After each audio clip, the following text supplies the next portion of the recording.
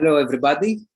Welcome at the fifth session of the History and Class Consciousness Marathon, 1001 Nights of the Totality. We already had four fantastic sessions, and today we will have the next two ones, which would be the concluding sessions.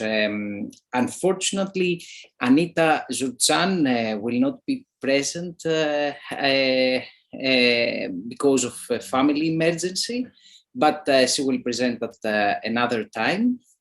The idea of the Lukács Marathon came up by Victor Stracheri and Mariana Teixeira, and a group of 10 contributors from 7 countries implemented this excellent idea first at the Historical Materialism Conference in Athens last April. And then we had the idea for an online History and Class Consciousness Marathon. So at this moment, I would like to thank Historical Materialism for all the support and especially Paul Reynolds. We're very happy that the event is hosted by the Historical Materialism YouTube channel. And I would like to call everybody to support and subscribe to the Historical Materialism journal. So the marathon forms part of the activities of the dossier that the Brazilian critical theory journal Dissonância, which will be published later on this year. We will have 2 presentations at the 5th session, one by Dimitra Aliferaki and another one by Konstantin Burns. And I will begin with introducing Dimitra, but before that, I forgot to introduce myself. I'm Kostas Goussis, and I'm a lawyer and political scientist, and currently postdoctoral researcher at Pandion University in Athens, Greece. So I will begin by introducing Dimitra, and Dimitra will present the last chapter of History and Class Consciousness towards methodology of the problem of organization. Dimitra holds a master in philosophy, and she has been moderating the last year's reading groups for Das Kapital in the Rosa Luxemburg Foundation. She's currently working in the adult education and in trade union organizing in Berlin. So, Dimitra, the floor is yours. Hello, everyone, and thanks a lot, Kostas, for introducing me. I hope you can hear me well. Yes, so as Kostas already said, I will be presenting the last chapter of History and Class Consciousness on the organization question. Lukács will deal here with the major problems of organization. He will outline the characteristics of the organizations of his time, putting above all social democracy and ultra-leftist sectarianism in the crosshairs of criticism. He will argue that reification, the notion that runs through the whole book, is an ultimately political problem, that not only economic relations get reified under the prevalence of commodity exchange, but also political organization as part of social life. He will examine some of the binarisms that capitalist reality and its ideology, the bourgeois thought, have established and naturalized as separated, such as the relationship between individuals and the collective, between masses and organization, between duty and freedom, and the political stakes of sublating those separations, precisely the process as so-called by Lukács totality. The totality is not given immediately, for reified by commodity exchange, and needs to be reconstructed as a complex in which each part preserves its uniqueness and is still capable of conceiving itself as part of a whole, of das Ganze. Now it is crucial that in the organization chapter, Lukács explicitly extends his ambition in regard to dereification, because what I just described as Lukács' objective, like to sublate all those bourgeois binarisms, can be seen as a dereifying move. So he extends his ambition in regard to this dereification, because in Marxist terms, dereification does not really take place if it is merely an epistemological accomplishment. It needs to render practical, and this can succeed through the organization as a concrete mediation between theory and practice. If you have not attended the previous sessions, maybe this phrase sounds somehow abstract, but I will come back to this, and I think that during the 5th and the 6th session, we will be discussing about this Lukácsian statement. So I would claim that this idea of organization as mediation between theory and practice is already present in the previous chapters of HCC, but less systematically, or just because Lukács finds himself there at another moment of his exhibition. And I would also claim that Lukács' observations remain relevant in the sense Alexandros put it in his presentation on the first chapter of the book under the title, What is Orthodox Marxism? In the sense that they are, so Lukács' observations, methodological ones, open to renewal and actualization, so that they don't restrict themselves to Lukács' singular conjecture in the early 20s. I think this is also what enabled, for instance, the student movement in the 60s to go back to this essay in a totally different economic and political conjuncture than in the 20s, and seek for political tools for their own struggle. We know, as Kostas mentioned on Tuesday at the end of his talk, that Lukács did not handle this flashback of the students with enthusiasm. Still, we are allowed, I think, to take Lukács not at his word, but rely on the systematic implications of his writings. Unfortunately, in this session, I think I will not have enough time to dive into this reception of the organization chapter by the student movement in the 60s, but hopefully in the last one. So those were some introductory thoughts. In the main part of my presentation, I will highlight two topics which hopefully offer a minimal point of departure for our discussion. So the first one refers to what Lukács calls a lack of a Marxist theory of organization. This is his main problematic. And in this first topic, I will try to show what are, according to Lukács, the symptoms of this lack, how he explains this lack of a theory, of a Marxist theory of organization.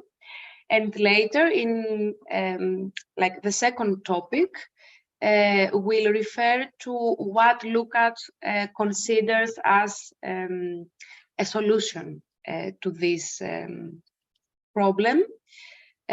So, yeah, what is to be done, let's say, in regards to organization, and there it is where he will say that organization is to be conceived as mediation between theory and practice. But I will come back to this later. So as I already said, the main problematic in this chapter is what Lukács sees as lack of a Marxist theory of organization. He says that communist parties and their intellectuals have prioritized analyzing the problems presented by the economic and political situation and their tactical implications, but neglected the not less important issue of organization. They operate, he argues, in this field following mainly their intuition, which fairly enough relies on lots of direct political experience. However, anti-capitalist class struggle cannot just rely, as we know, on immediate experience, because, as the previous marathoners so insightfully showed, immediate experience in capitalism remains mystified. It remains mystified because social relations get reified through commodity exchange, presenting themselves, the social relations, presenting themselves as isolated from each other or even as suprahistorical. So Lukács writes regarding this lack of theory of organization, I quote, "No really vital theoretical energy seemed to be left over for the task of anchoring the problem of organization in communist theory. If much activity in this sphere is correct, this is due more to correct revolutionary instincts than to any clear theoretical insight." End of quote. Existing organizations do not only operate in a mostly empirical manner, Lukács argues, they also repeat their default mode, forgetting to actualize their insights in order to keep step with the historical process, which would be needed in order to keep step with the historical process. This happens, for instance, when certain tactics get established because they were successful, even when later conjunctures call for new political tools. A certain ossification takes here place. That's why Lukács talks about the unconscious, theoretically undigested, merely organic character of the existing organization. I think at this point, the German word he uses for organic, gewachsen, is a very good one, because it describes this attitude as if the political attitude of communists grow in the way like plants and trees grow in the nature. And so this is the word wachsen, gewachsen.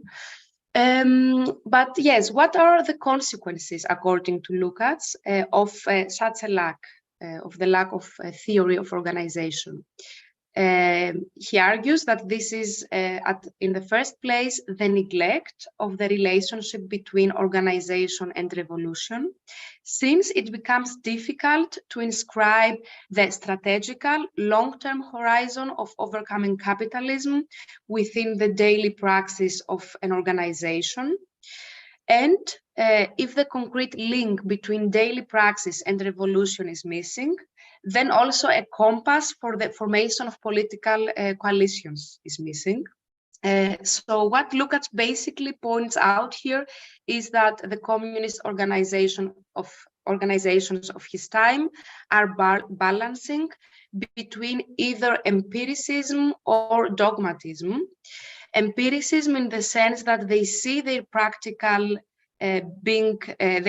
practice being directly dictated by the facts as such, as if the facts were immediate instances stripped off of bourgeois ideology, or dogmatism in the literal sense of dogma, in the sense that they isolate single premises rendering their contents to reified, decontextualized principles.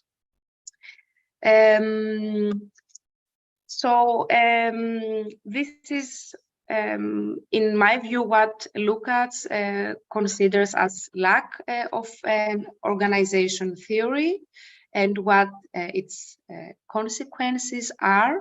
And now I will proceed to what Lukács thinks that an organization should actually be. He departed in the organization chapter from the real lacks of the existing communist parties to then figure out what communist parties should actually do. He draws on several aspects, all of which go back to his central position, which I referred to in my introduction. I quote once again, "Organization is the form of mediation between theory and practice.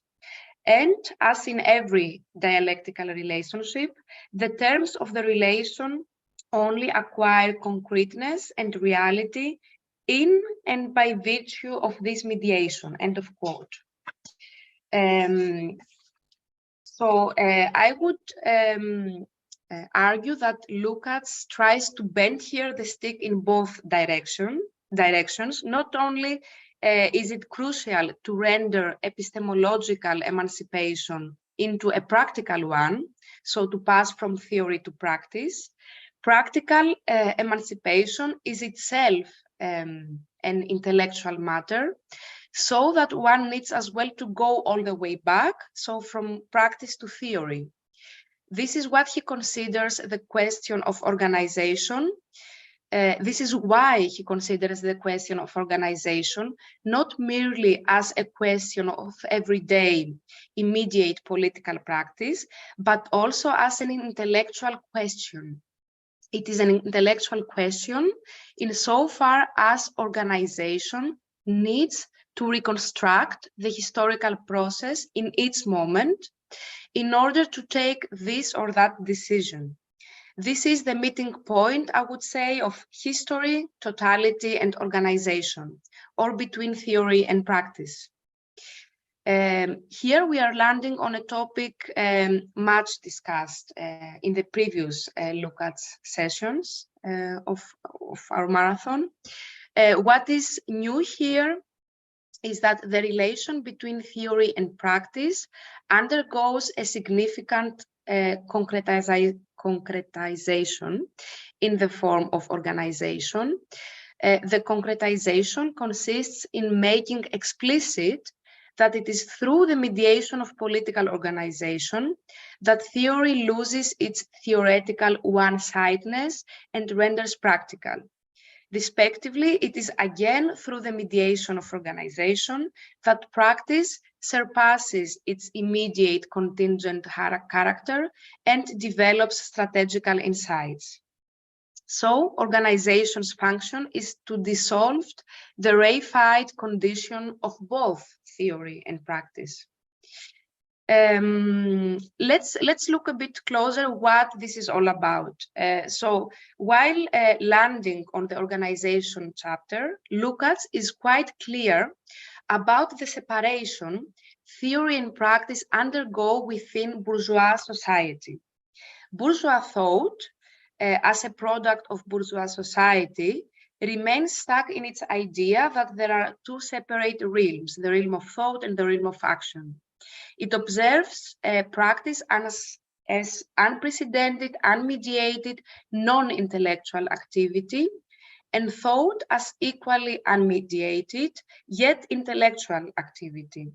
Both derive in bourgeois thought from the individual will of Homo economicus, while structural determinations of the individuals, as well as the interconnectedness between their being and consciousness, is blended out.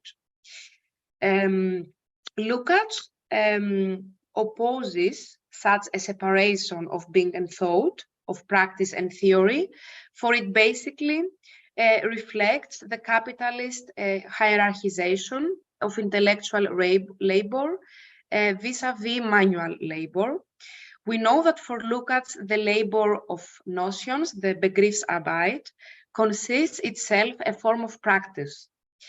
This conception of theory as practice belongs to the part of German idealism's legacy that Lukács wants to preserve. So theory is definitely itself a form of practice. Louis Althusser, to make things easier, suggests in this context the notion of theoretical practice. I am deploying here Althusser's notion of theoretical practice because while overcoming the bourgeois binarism of theory and practice, it also sheds light on their internal distinction that Lukács himself underlines in the organization chapter, and which is an existing bourgeois separation that needs to be taken seriously into account if one seeks to overcome it. The separation between theory and practice.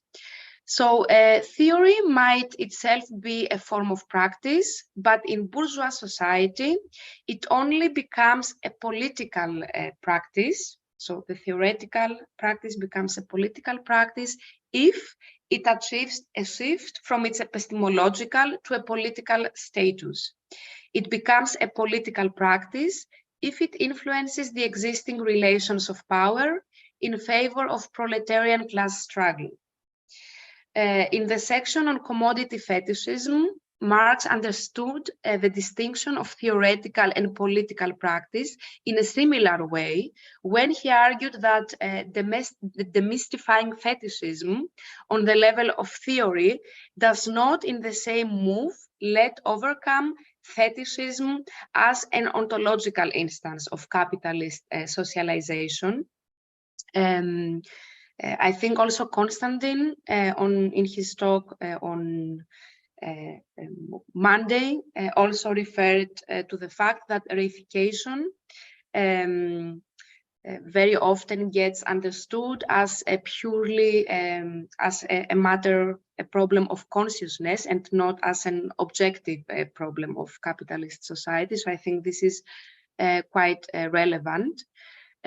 So Marx writes in the section on fetishism, I quote, the recent scientific discovery that the products of labor, so far as they are values, are but material expressions of the human labor spent in their production, marks indeed an epoch in the history of the development of the human race, but here starts the interesting part, but by no means dissipates the myth through which the social character of labors appears to us to be an objective character of the products themselves. So demystifying fetishism doesn't mean overcoming it in the practical sense.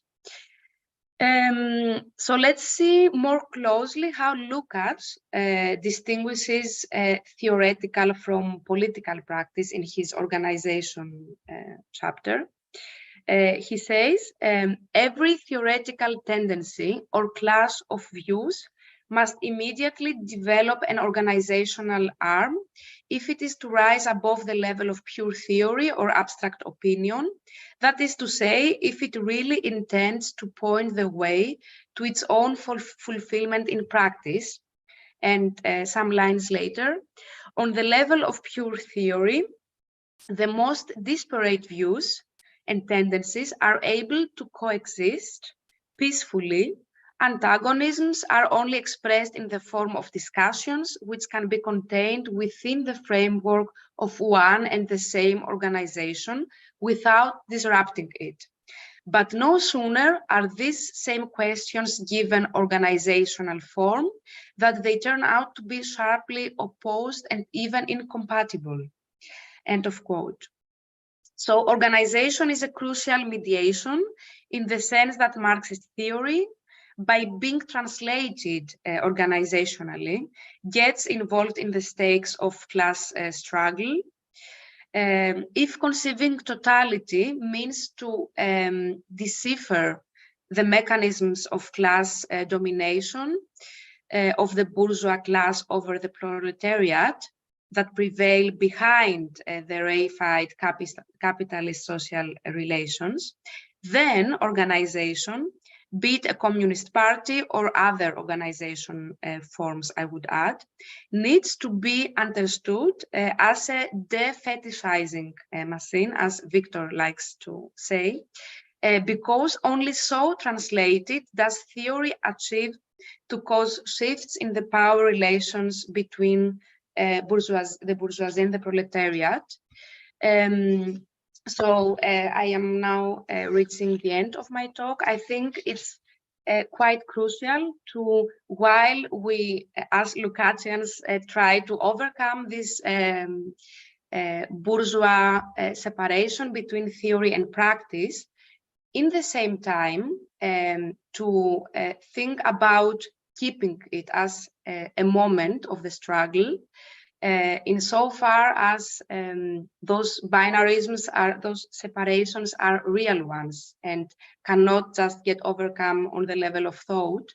So in other words, I think we should avoid the Hegelian trap of treating those binarisms as already sublated, because those binarisms are no products of imagination. And I think that it can have a radicalizing, emancipatory potential to stress on what is still separated, instead of treating its bridging as already accomplished. So much for now. Thanks for your attention. Thank you very much, Dimitra. That was brilliant. And I think that we will have time to discuss many things about the question of organization. So now, I think the last chapter was written in September 1922. Fast forward to 1967, when Lukács prepared the preface to the new edition of History and Class Consciousness. Konstantin Burns will present the 1967 preface, and I will first introduce our co-marathoner Konstantin, who studied philosophy and literary studies in Potsdam. Konstantin is a member of the research group Historical Relations between Judaism and the Labor Movement. So, Konstantin, the floor is yours for the next 20 or a bit more minutes. Yes, thank you, Kostas, and also thank you, Dimitra, for this very interesting talk. I think it was more from the inside and describing the conceptual connections within the chapter. And my approach now in this paper is going to be more from the outside and maybe more like recounting historical developments, at least in the first part. So let's begin. It is well known that the second edition of History and Class Consciousness had been 40 years in the making, as for a long time Lukács declined a reprinting of the book. After a French translation had appeared in 1960 without his agreement, and several German language pirated editions were already circulating, he arranged for the collection of articles to be republished as part of the West German edition of his collected works that had started in 1962, with a new extensive preface dated March 1967, which, according to his intent, from then on was to become an integral part of its new editions and of all translations. During his time at the Marx Engels Institute in Moscow in 1930, he had read early writings by Marx, especially the economic and philosophic manuscripts of 1844, which were only published in 1932 for the first time. After this, and a renewed intensive examination of the young Hegel's trajectory, Lukács had repositioned himself regarding the problems of externalization, objectification, alienation, reification, and fetishization. What is interesting about the new preface is not only the author's criticism of his own earlier positions and the points he adhered to, but also his explicit appraisal and commentary on previous self-criticisms. In a first step, it might be useful to recapitulate the history of Lukács's self-criticisms regarding HCC. After that, I will seek to outline some of the programmatic repositionings connected with the new editions during Lukács's last phase of work after 1956. Still in 1925 and 26, Lukács publicly referred affirmatively to HCC. He did so in his extensive review of an edition of Ferdinand Lassalle's letters and in his article on Moses Hess, which was also published as an independent print in 1926. I will return to both of them in more detail in a moment. But also his review from 1925 on Bukharin, who was at the time a member of the Politburo of the Bolshevik Party and from 1926 chairman of the Communist International, does not appear to be particularly faint-hearted, but rather quite sharp, when Lukács accuses Bukharin of turning Marxism into a science in the sense of natural sciences that would not historically mediate their own results. By the way, Lukács formulated the same charge of turning Marxism into an ahistorical positivist science against Deborin and Rudasch in the then unpublished fragmentary polemic, an attempt of a self-defense of HCC entitled Taylism and the Dialectic. One of the principal charges by Deborin had been concerning the applicability of dialectics to nature, and Deborin accused Lukács of opposing the position of Engels, who had ontologically recognized a dialectic in nature, to that of Marx.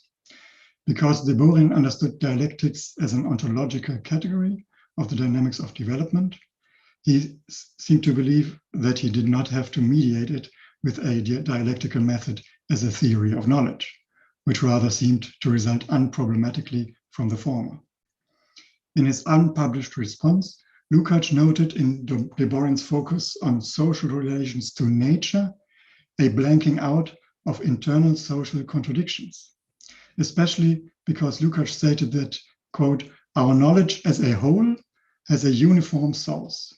The development of society and the exchange of matter," that's the translation, the metabolism between society and nature, which develops in accord with this social development.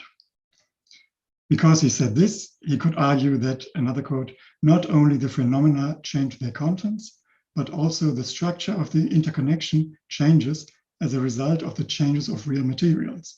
Thus, Marx points out repeatedly such an, quote, Lukács is quoting, unequal development of material production in, for example, that of art," end of both quotations. I will later return to this point.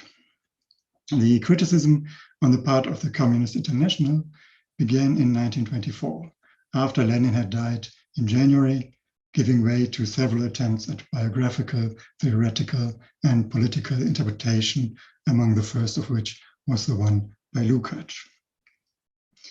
Also giving way to disputes over Lenin's theoretical and political legacy and its rightful representatives. Lukács's Lenin study was anonymously criticized in the journal Arbeiterliteratur even before HCC. This journal existed for only 1 year. In 1924, 12 issues, some of them double issues, and one special issue appeared. The anonymous review of Lukács's Lenin study was authored by August Thalheimer, who had previously been a member of the leadership in the Central Committee of the German Communist Party.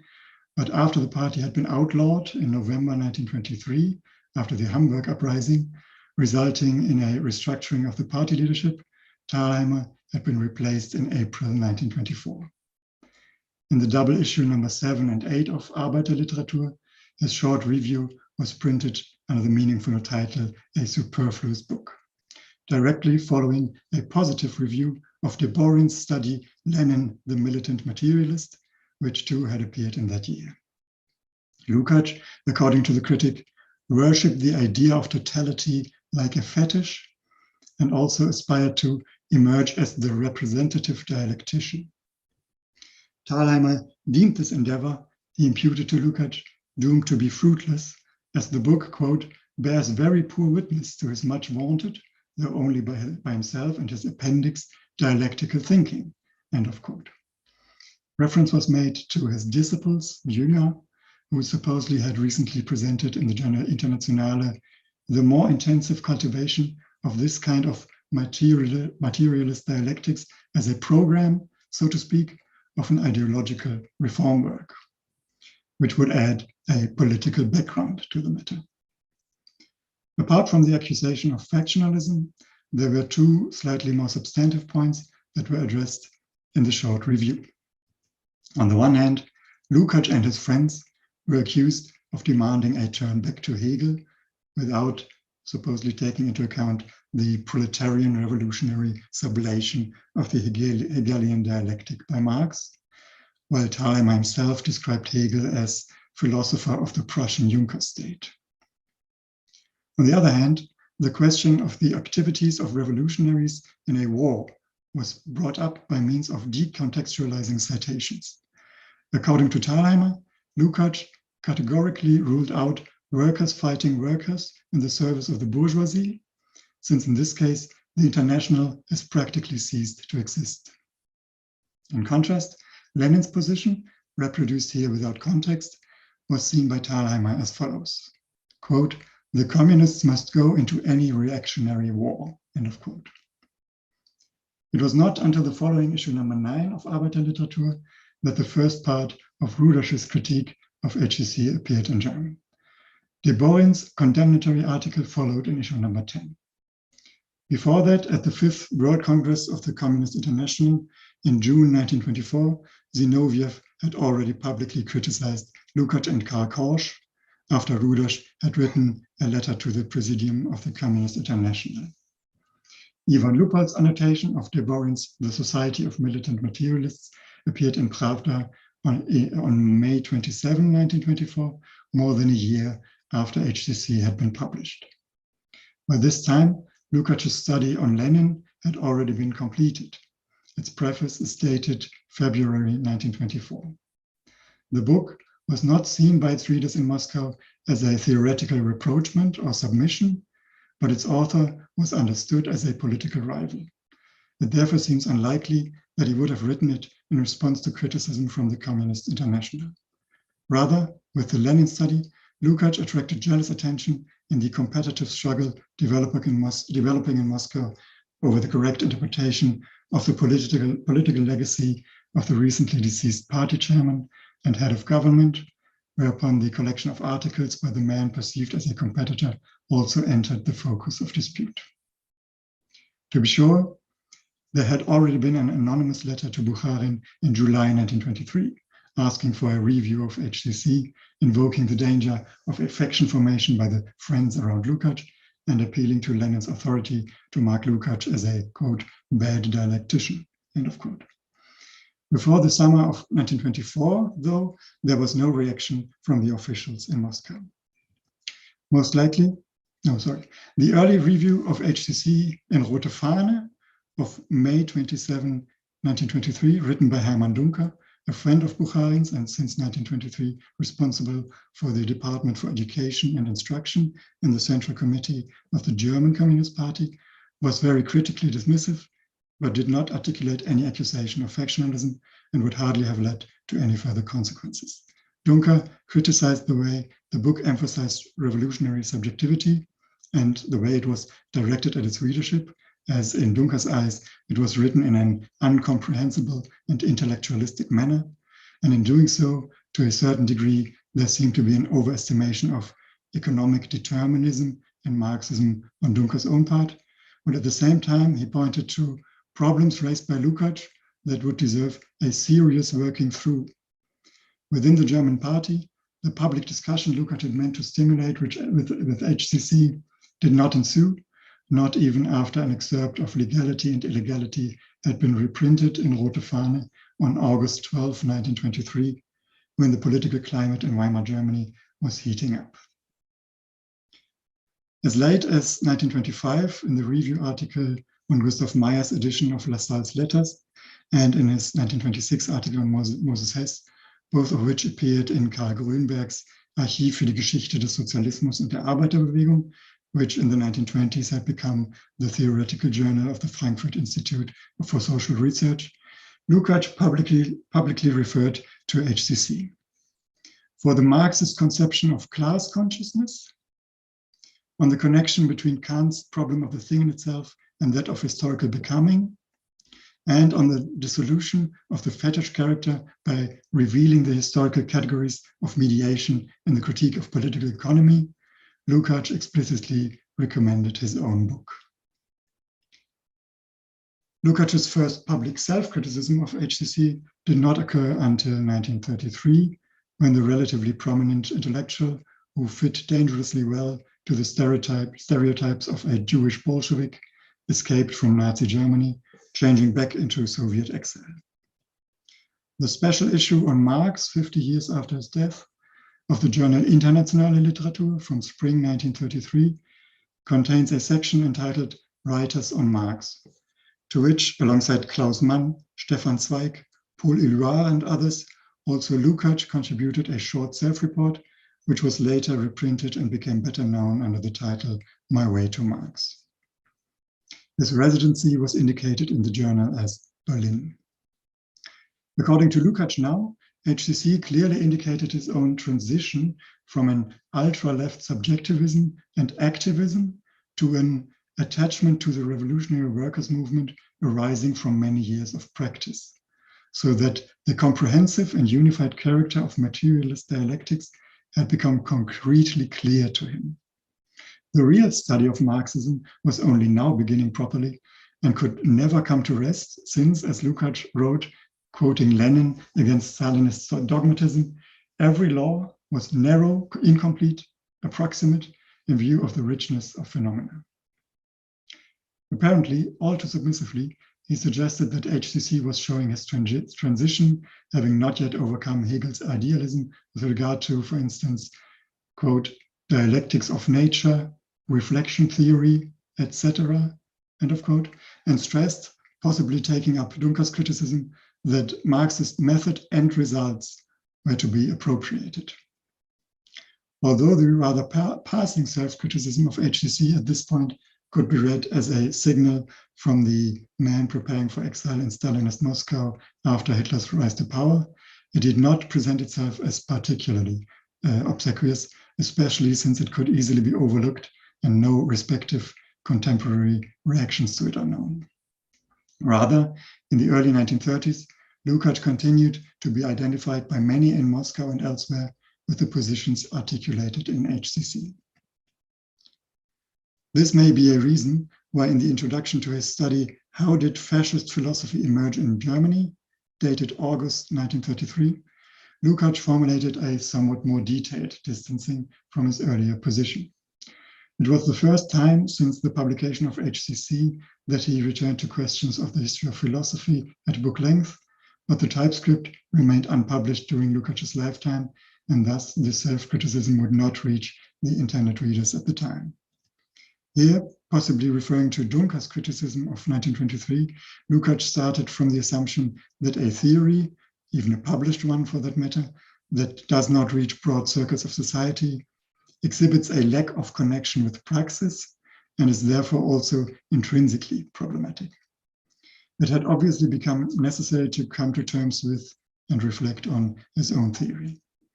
He declared that for a long time he had not stood in solidarity with HCC, having been out of print for about 5 years, which was why he had not allowed for a new edition. He criticized his own failure to get away from bourgeois idealism, while at the same time subjectively believing to be particularly radical, as precisely this proved dangerous in anti-fascist struggle in 1933. But his assessment at the time that no one should think that they can get closer to Marxism with the help of the book apparently misjudged the actual effect of HCC on many of its readers.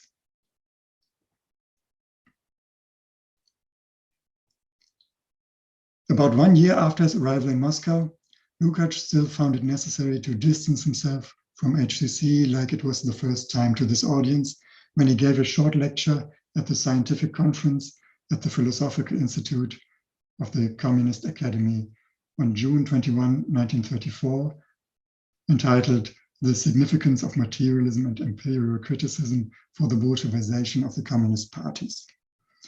The lecture was published exclusively in Russian translation at the time. An original version is not known to this day. It is not surprising that Lukács chose this topic.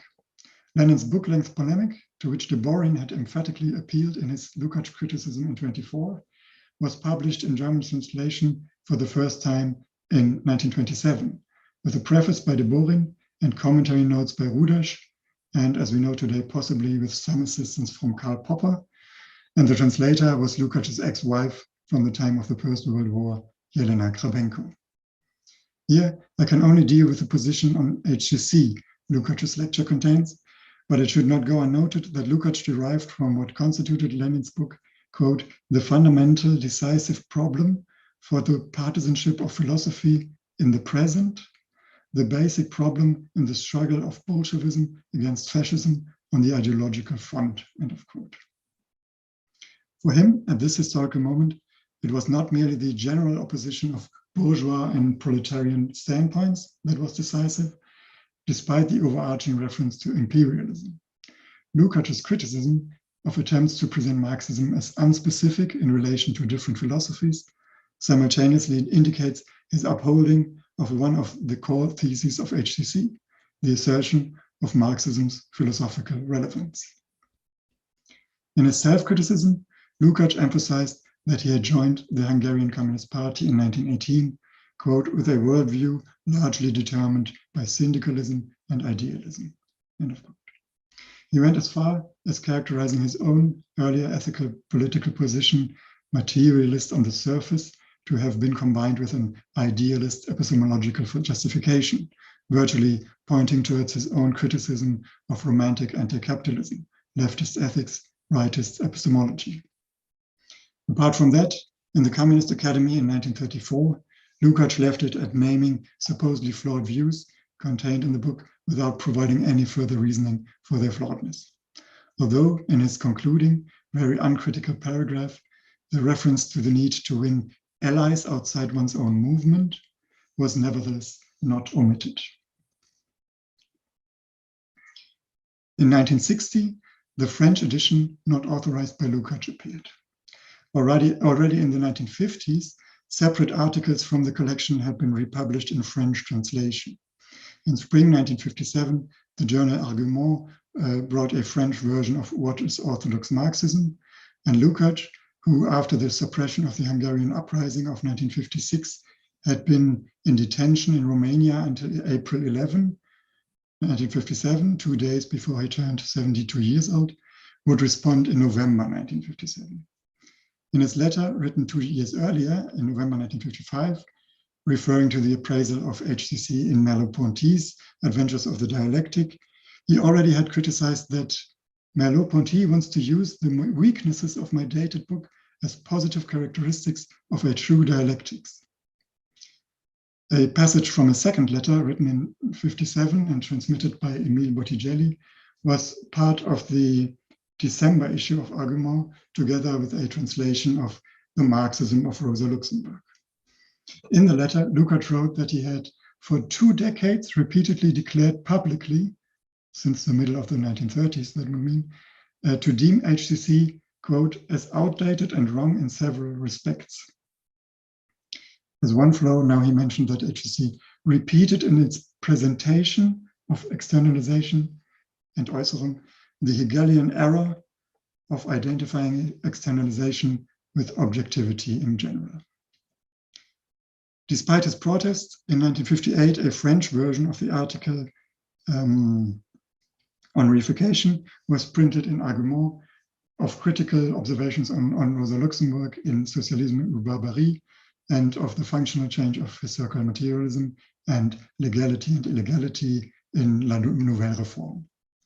In this way, a discussion among French leftist intellectuals on parts of Lukács's early book was ignited in the aftermath of his participation in the Hungarian uprising of 1956, his detention in Romania, and the non-approval of his request of acceptance into the new party formed after the uprising. The political scientist Erich Fetscher then printed excerpts from HCC in German in 1962 in the first volume of his edition of Documents of the History of Marxism. And apart from a short passage from the preface of 1922, these were mainly sections taken from the reification article, accompanied by some from class consciousness and towards the methodology of the problem of organization. In the following two volumes in 1964 and 1965, additionally, passages from the study on Lenin and from Tribune or Bureaucrat were reprinted. By the way, today an English version of Tribune or Bureaucrat is also available. Meanwhile, in 1963, Lukács agreed to a reprinting of the two articles, What is Orthodox Marxism and the Functional Change of Historical Materialism. Possibly the latter had been added by Lukács himself, in Peter Lutz's edition of Schriften zur Ideologie und Politik, which did not appear until 1967, although Lukács had been expecting its publication since April 1964. Fetscher's earlier reprint was introduced by remarks taken from a letter Lukács had directed to the editor on September 6, 1962, which already addressed some of the criticisms of the later preface to HCC from 1967. In the letter from 1962, the book was once again described as a product of a time of transition, this time from Hegel to Marx.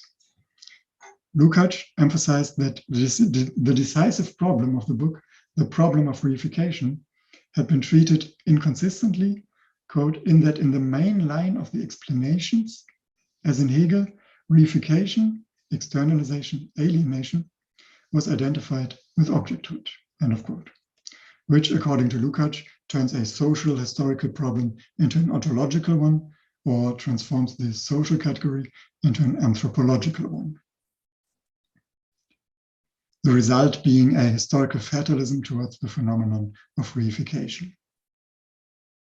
This could be interpreted as a criticism of contemporary, mainly existentialist readings of HCC since the 1940s, rather than necessarily of the book itself. One prominent example of the reception in the 1960s can be seen in Negative Dialectics, where Adorno identified reification as a form or configuration of consciousness, criticized the conception of HCC as idealistic, and, alluding to Lukács, distanced himself from someone who, quote, looks upon thingness as radical evil, end of quote. In his new preface, Lukács wrote, "It is precisely those parts of the book that I regard as theoretically false that have been most influential." For a clarification of his terminological differentiation, Lukács, who was preparing his volumes on the specificity of the aesthetic for publication in 1963, began to write down, and in 1963 began to write down towards the ontology of social being, where he does use and discuss the term reification, referred to the last chapter of his book, The Young Hegel, along with Marx's economic and philosophic manuscripts of 1844. These manuscripts that contain young Marx's criticism of alienation also establish a connection between Hegel's concept of externalization and his understanding of labor. Quoting the young Marx, "The importance of Hegel's phenomenology and its final result, the dialectic of negativity as the moving and producing principle, lies in the fact that Hegel conceives of the human being's self-creation as a process, objectification, Vergegenständlichung, as loss of object, Entgegenständlichung, as externalization, Entäußerung, and as sublation of this externalization. That he therefore grasps the nature of labor and conceives the objective human being, den gegenständlichen Menschen, true because real human being, as the result of their own labor." End of quote. In The Young Hegel, mostly written in 1938, in the chapter Entäußerung as the central philosophical concept of the phenomenology of spirit, which forms the book's conclusion, Lukács distinguishes three stages in the Hegelian concept of externalization from one another. It refers firstly to the complex subject-object relation inseparably bound up with all work and human activity of an economic or social kind. Altogether producing human history under circumstances existing already, given and transmitted from the past. In the Paris manuscripts, Marx had chosen the example of music to illustrate that after millennia of social praxis, quote, only through the objectively unfolded wealth of human nature can the wealth of subjective human sensitivity, a musical ear, an eye for the beauty of form, in short, senses capable of human gratification, be either cultivated or created, which for young Marx was, quote, the objectification of the human essence. In the young Hegel, Lukács went on, secondly, the specifically capitalist form, that is what Marx would later call fetishism. According to Lukács, Hegel often confuses both stages with one another and frequently overlooks the mediating role of things. Thirdly, there, according to Lukács, was a broad philosophical generalization of the concept externalization, which then comes to be synonymous with thinghood or objecthood. Those first and second stages could be understood as a differentiation between non-alienated and alienated objectification, the third in turn as an inherently problematic generalizing conflation of both by Hegel. In his chapter regarding the Jena period, the years of Hegel before completing the phenomenology, Lukács had stated that, quote, Hegel never understood the crucial development in the classical theory of value, that is the exploitation of the worker in an industrial production, end of quote. Yet Lukács went on to point out two different dimensions of the consequences of alienated objectification. I quote again, alienation has both subjective and objective effects on the whole sphere of human life. Objectively, the product of labor appears as an alien thing that dominates the human being. Subjectively, the process of labor is a self-alienation. Yet Lukács also pointed out another aspect of Marx's criticism of Hegel, beginning with Hegel's equation of the human being with self-consciousness. Quote, since, according to Hegel, externalization is ultimately the externalization of consciousness, it ought to be superseded exclusively by consciousness within consciousness. In the Holy Family, Marx criticized this as quoted by Lukács, writing that the mass should by no means consider certain products of its self-alienation as mere ideal phantasmagorias, mere externalizations of self-consciousness, and must not wish to abolish material alienation by a purely inward spiritual action. Already in the article on reification in HCC, Lukács had initially distinguished between reification as a form of objectivity on the one hand, and the allocated subjective behavior corresponding to it on the other. The tendency of a generalizing reading quickly made the analytical distinction disappear from view, and both aspects became virtually inextricably intertwined. That Lukács underestimated the category of labor, which even occurs in Hegel, as he had to realize, had led for him to that much cited out-Hegeling of Hegel. Attempt to out-Hegel Hegel. It's the quotation. But here too, a further criticism must be taken into account that has been made very clear by Lukács in 1954 in his article on the philosophical development of young Marx. Because Hegel conceives of labor as the self-generating process of human beings, of the human species, but at the same time regards objecthood in general as alienation of the spirit, originally conceived as free of contradiction, as harmonious, he must necessarily arrive at the mystification of a superhuman carrier of world history, but at the same time also at the absurdity that this absolute spirit only apparently makes history. In the young Hegel, Lukács provided nevertheless argumentation not to get rid of the concepts of relative autonomy and specific efficiency of the sphere called absolute spirit in Hegel. Classical antiquity could be used as a yardstick by critical intellectuals during the Enlightenment, alluding to Georg Forster, precisely because this comparison made visible uneven aspects of historical development. According to Lukács, the conception of absolute spirit in Hegel meant not the solution to the problem, posed by Marx in the introduction to the critique of political economy, that classical Greek art and epic poetry still give us aesthetic pleasure and are in certain respects regarded as a standard and unattainable ideal. But this conception was a step or philosophical tendency in the direction of such objectivity.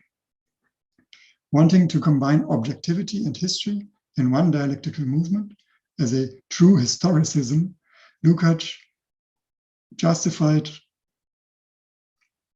in a relative sense, Hegel's method.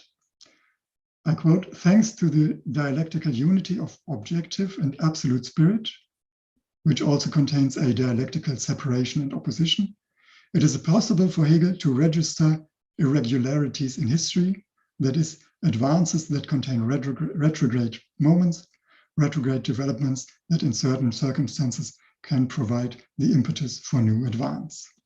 End of quote. Konstantin, please, you should conclude, yes, okay, in order to have time for the Q&A. Okay, I'm going to wrap up.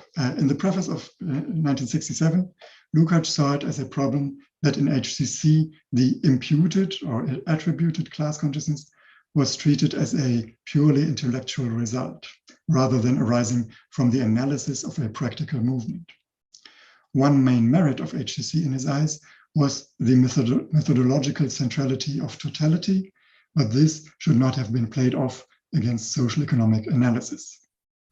He characterized his own self-criticism of HCC from 33-34, in contrast to the, quote, earlier one of the Bloom theses, which was to be taken seriously, as tactically necessary in order to be able to wage all further partisan warfare within the movement in Moscow. Quite possibly, the remains of Hegelian attitude in his theory offered Lukács a legitimation for his own oftentimes conservative terminology. I'm going to stop here, and thank you for your interest. I'm looking forward to a productive discussion. Great. I would like to thank both comrades for their presentations. And before beginning with the Q&A, I would like to thank once again Historical Materialism, Paul Reynolds, for all the help to host this event at the Historical Materialism YouTube channel. And I would like also to ask you to support and subscribe at Historical Materialism Journal. So we have some time to discuss. We have some questions that have already, and I would like to ask our audience to continue posting questions for Dimitra and Konstantin. So I will begin with the first question for Dimitra. What was Lukács's specific thoughts, maybe unspoken, about ossification in the USSR at the time of publication of the book and the defeat of the 1919 Hungarian Soviet Republic? Question by Bert Zorc. Okay. Can you hear me? Okay, thanks a lot for your question, Bert Zorc. I will try to answer shortly to the first part of the question regarding the ossification in USSR and how Lukács thought about this. And unfortunately, I will have to leave aside the second question because I think I'm not informed enough to answer to it, but maybe I guess that Kostas or Konstantin could say some words about it. So on the first part of the question regarding ossification in the USSR, we know very well that Lukács received a quite hard critique for what he wrote in HCC. It was the Comintern that accused him of right deviation, and even Lenin for the opposite, for left deviation. And I think he was quite conscious about this, that this book would provoke these reactions, because he addresses topics like the mechanistic view of the Second International, or the downplaying of the subjective factor, or even, if not in a very direct manner, but we can see through the pages in the organization chapter also a critique of bureaucracy. So I think he could very well expect these reactions. And it is interesting regarding the ossification in the USSR, what he writes about precisely the question of treating organization as an intellectual matter of the communist theory, because he argues in the organization chapter. I can quote a very short point.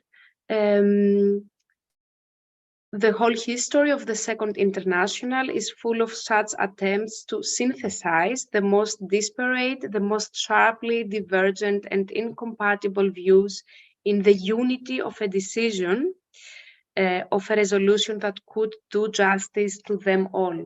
So this is, I think, a point where Lukács addresses what I talked about before, about how crucial it is to translate theoretical debates into organizational conclusions. And it is his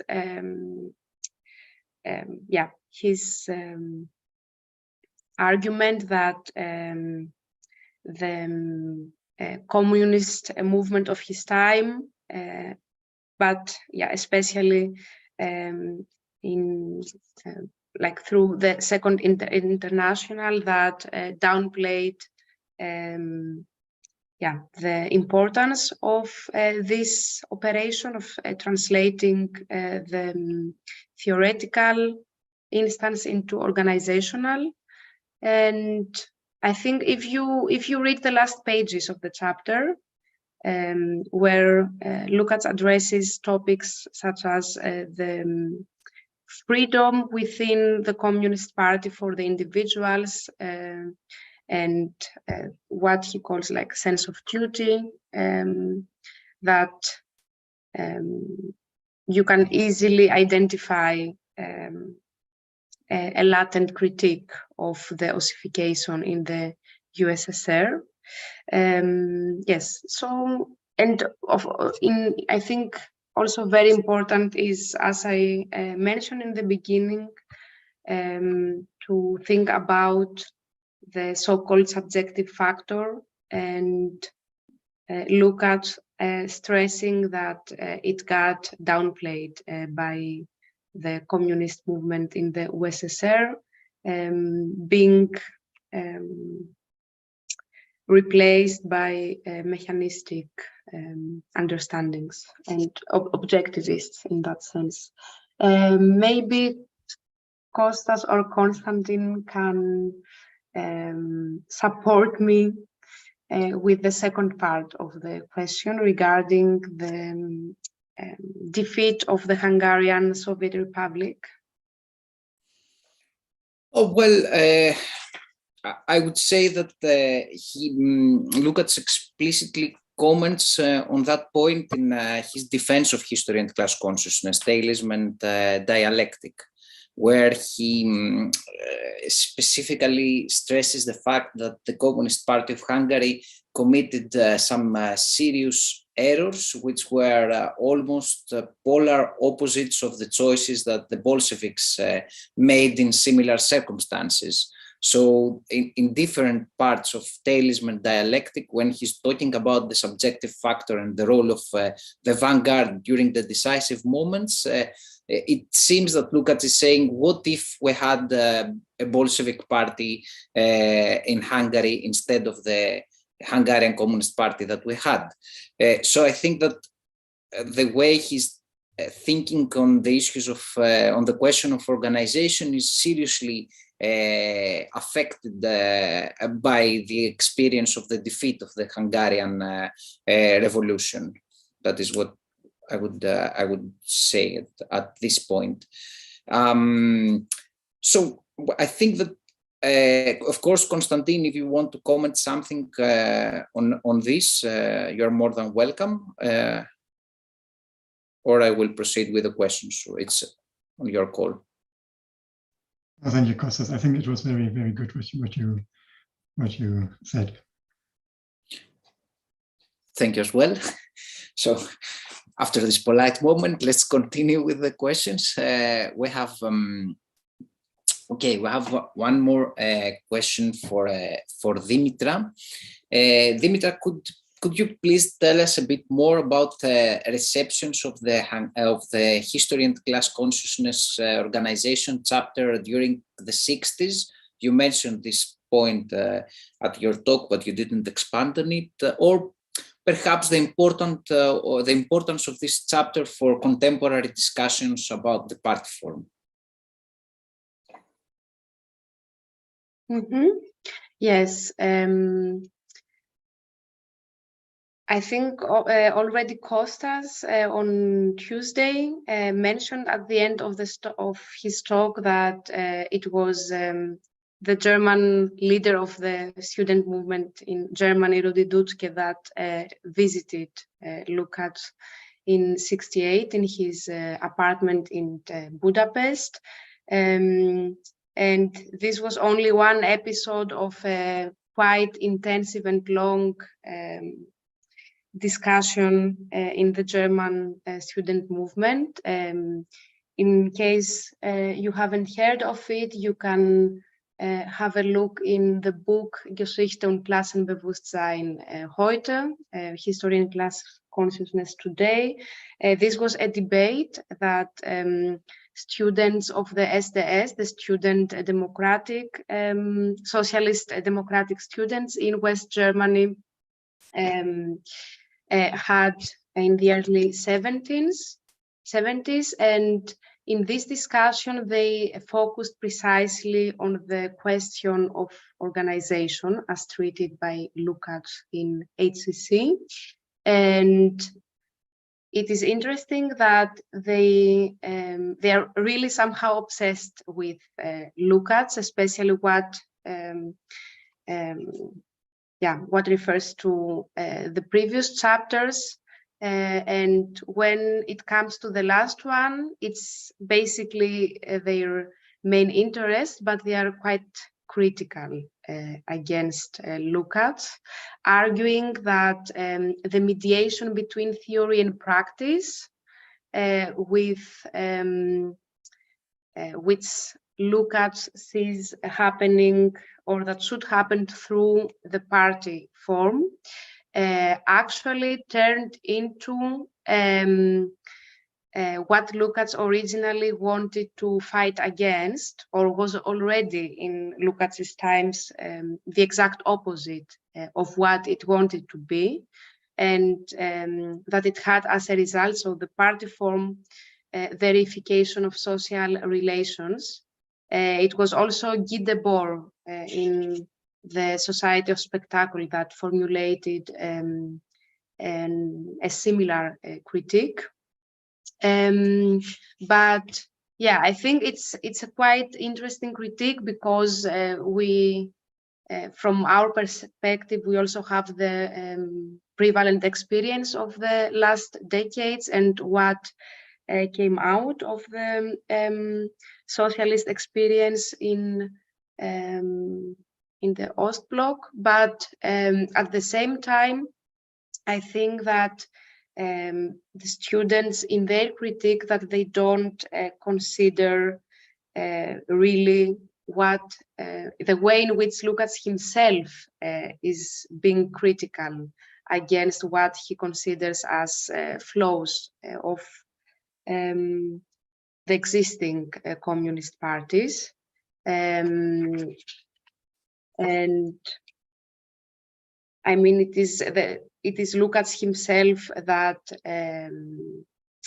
warns against what he calls an atrophy of the victory of the socialist movement into a new form of reification. So what, to cut a long story short, it's what the students are criticizing Lukács for. It's points that Lukács himself has already tried to reply to.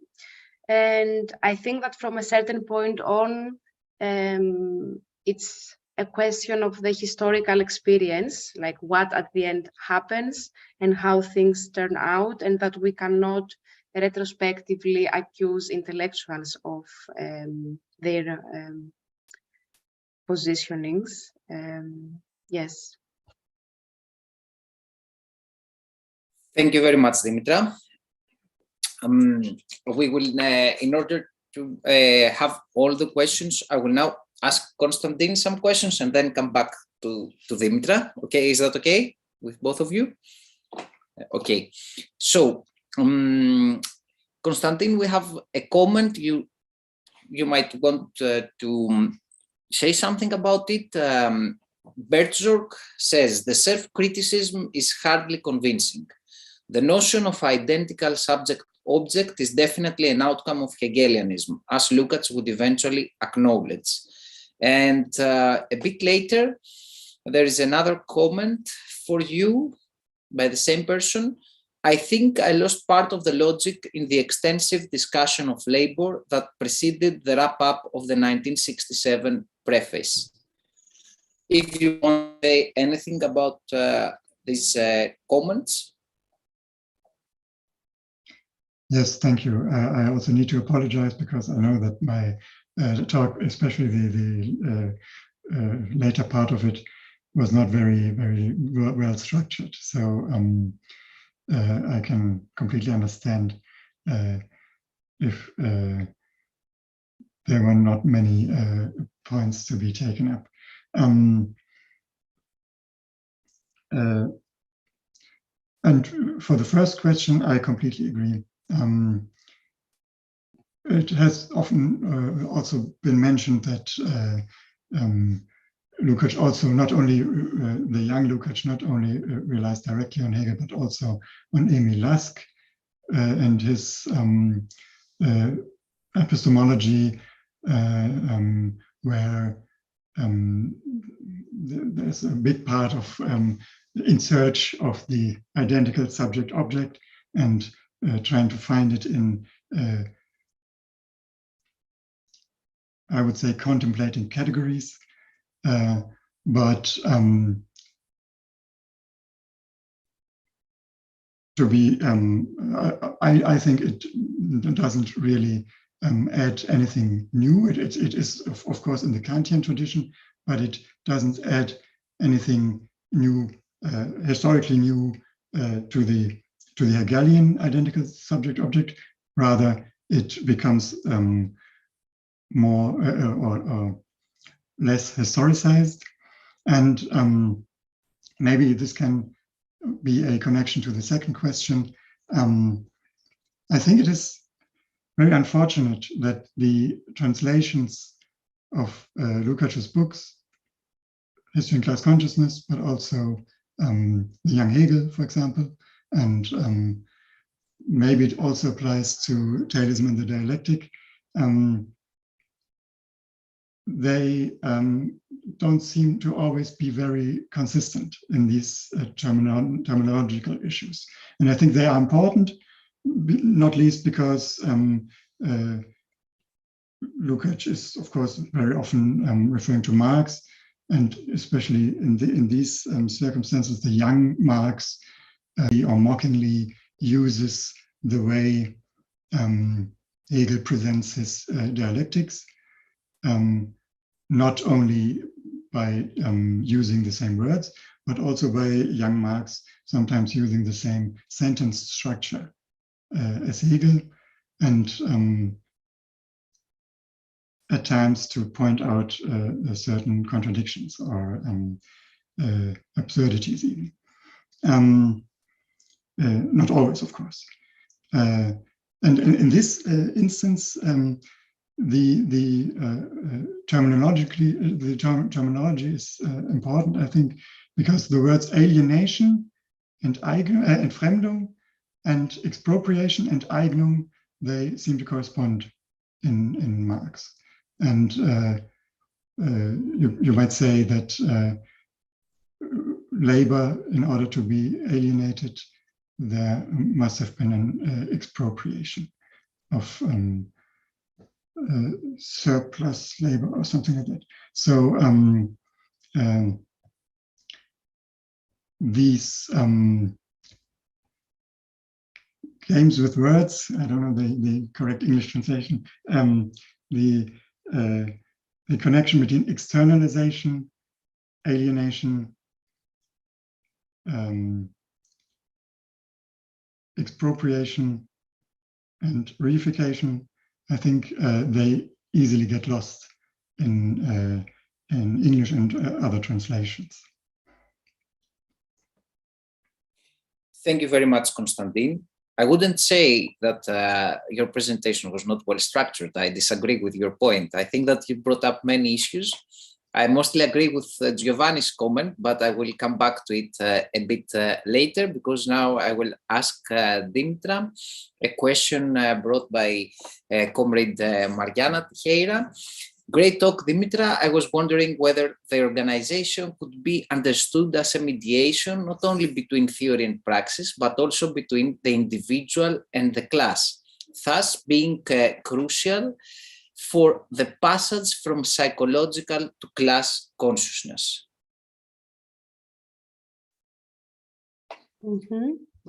Yes, thanks for your question, Mariana.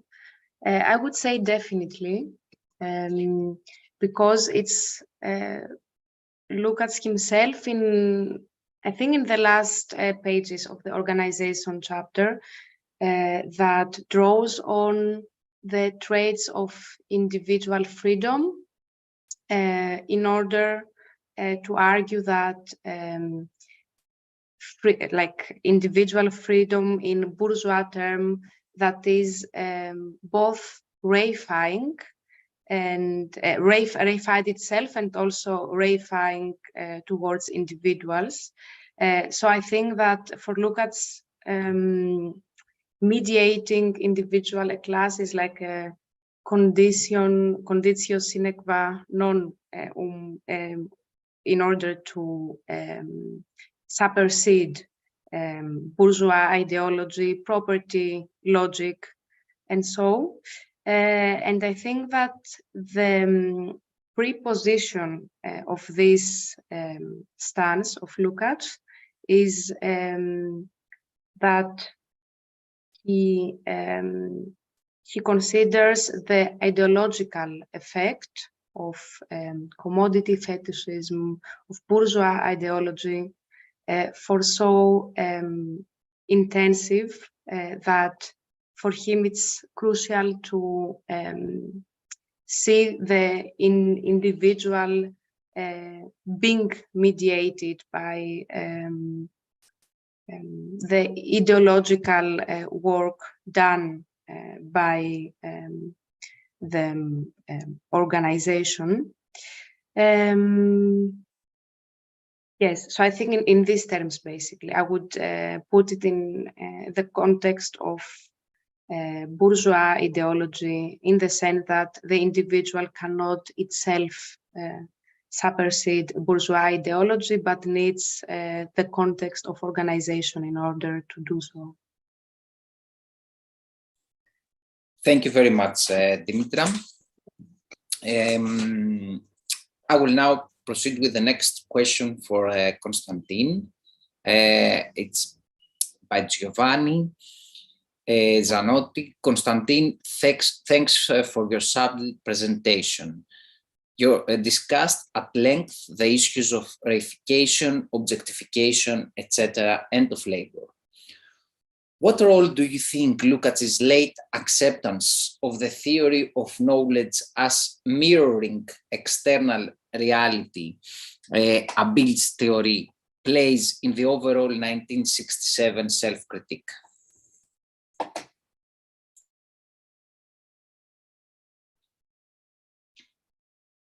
Well, thank you, Giovanni. That's an interesting question.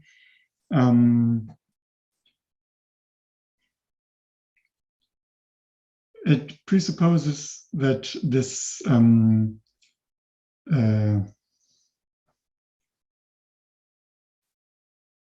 this acceptance happens without any preceding history.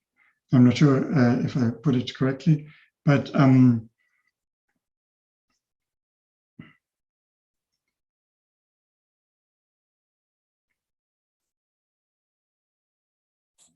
it is not, it is, of course, an outcome of Lukács's writings before, and those were the specificity of the aesthetic and the ontology. Probably he's still working on the ontology until his death in 1971, or at least as long as he was capable from his sanity.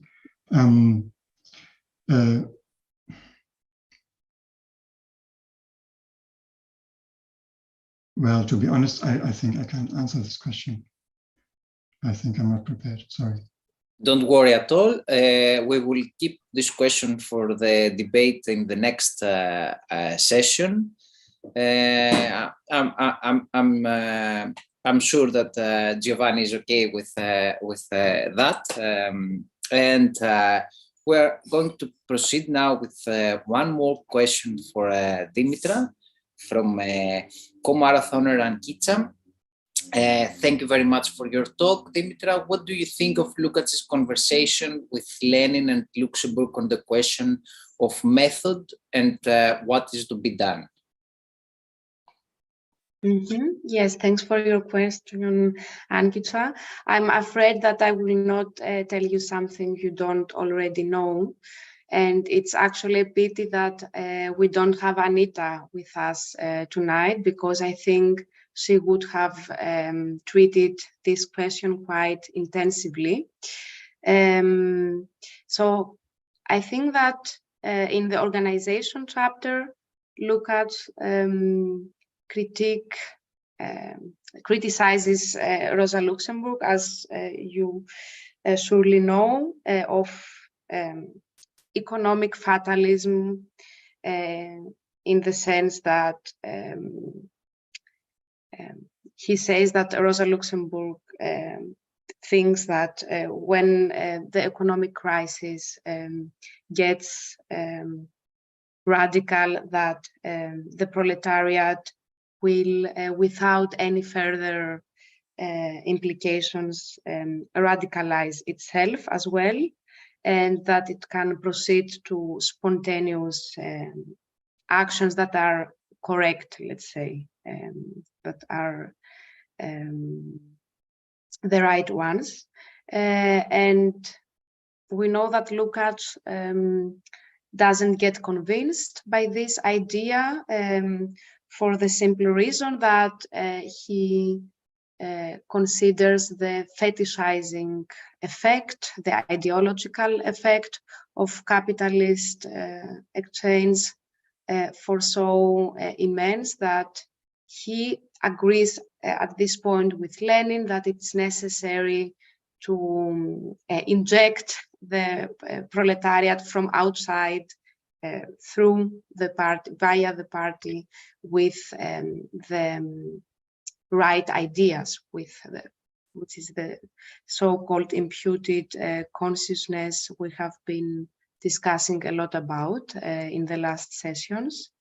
Yes, so I think that the meeting point between Lukács and Lenin is precisely the matter of injecting the proletariat from outside with class consciousness, and that he sees in Luxemburg's ideas.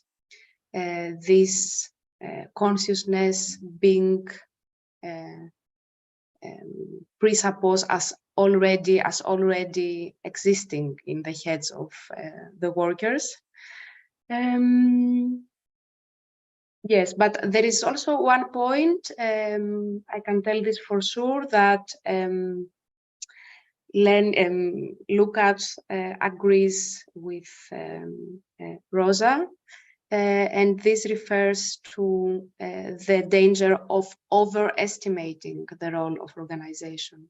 Lukács does not just want to throw to the rubbish the factor of spontaneity of the masses. I guess it's about the degree of spontaneity he wants to keep, but okay, we also know that it's such matters are not just quantitative, but that there are also more qualitative issues lying behind them. But yes, this is in any case a point that Lukács wants to keep, to preserve from Rosa Luxemburg's thought, not overestimating the role of the leadership and the role of organization against spontaneity of the masses, even if those are captured in capitalist ideology. He suggests a concrete observation of the conjuncture in the sense that it doesn't mean that the masses always are captured in ideology. There are historical moments where we see that indeed the masses are in the right place and the organizations are not.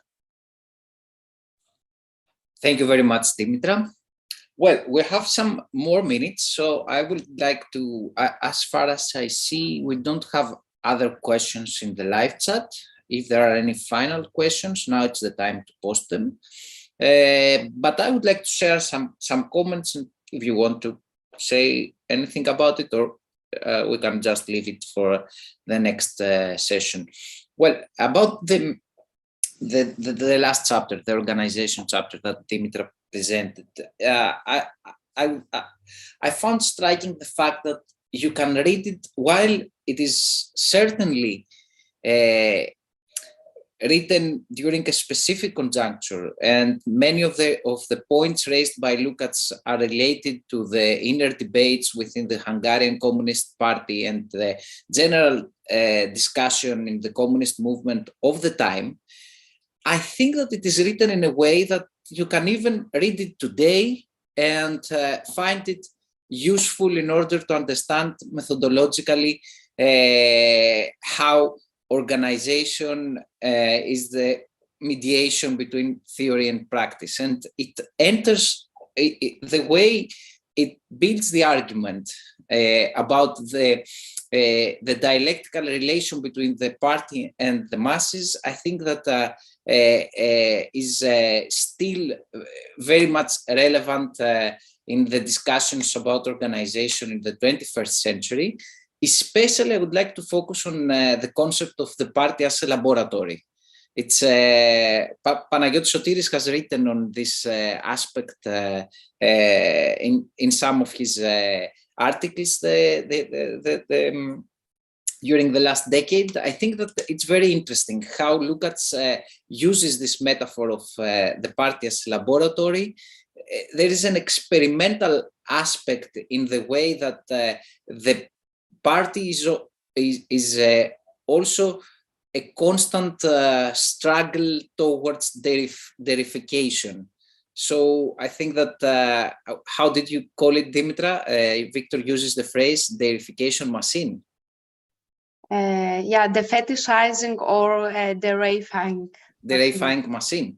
Yeah, I think that this is interesting to think it together with the concept of party as laboratory.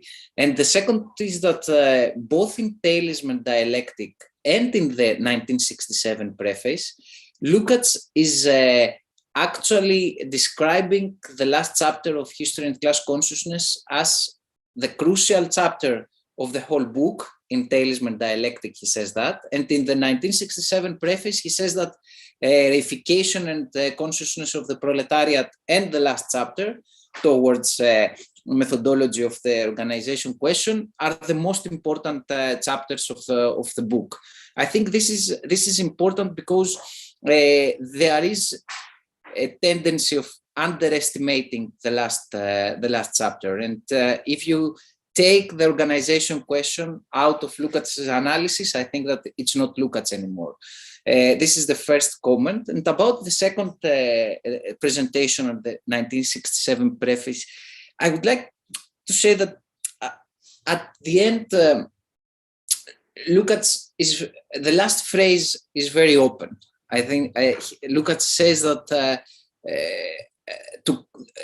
is hesitant to comment on the potential productive, fruitful results of history and class consciousness, and says that this discussion raises complex questions that he wants to leave to the judgment of history.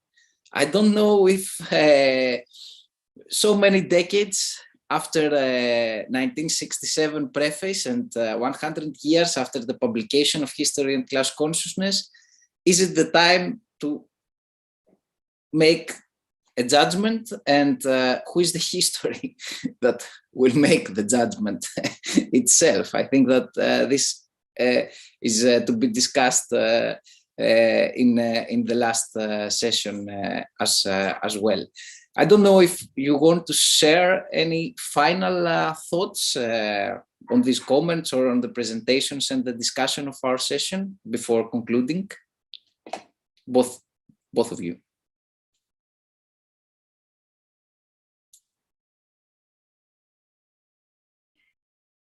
Well, maybe I can say something, because Kostas, I completely agree with you that this last phrase takes us back maybe to the question of the openness of the historical process, and also to the question how to evaluate historical process. Because I think I quoted this in my first presentation on Monday, that one criticism of the young pre-1918 Lukács of Benedetto Croce was that his method would result in a merely affirmative attitude towards the actual development. And I think if you conceive of history like this, like a connection of events and so on, standing before you like an object, and you can see it developing, then this danger is really close. But if you see it as an open process with different actors in it, then it is quite understandable why Lukács maybe avoids of giving a final judgment on his own book. Mm-hmm. Thank you, Konstantin. And Dimitra, do you have any final thought to share? Okay, so I would like to thank you both for the presentations and the online audience for their questions and interest in our session. It was the fifth session of our History and Class Consciousness online marathon, 1001 nights of the totality.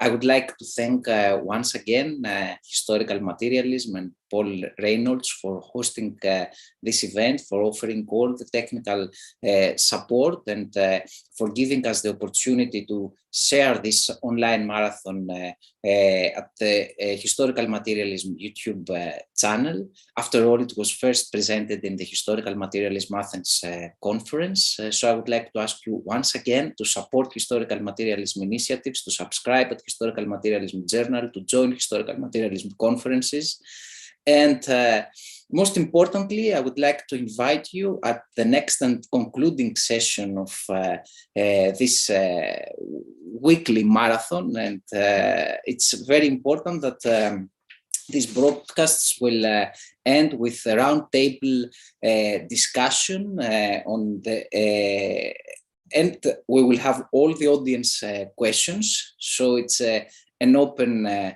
Q&A and an open discussion between all the marathoners, all the comrades that participated in this marathon, presenting one by one each chapter of history and class consciousness. We will discuss, we will share reflections on the importance of Lukács and history and class consciousness. We will be all together: Konstantin Perns, Dimitra Aliferaki, Alexandros Minotakis, Anita Zakardits, Eden Young, Victor Straccieri, Mariana Teixeira, Giovanni Zanotti, and myself. Unfortunately, we will not have together with us our comrade from Hungary, Anita Zsurzsán, due to a family emergency, but she will present at another time for sure. Once again, thank you very much, and see you at the last session at 8:30. Bye-bye.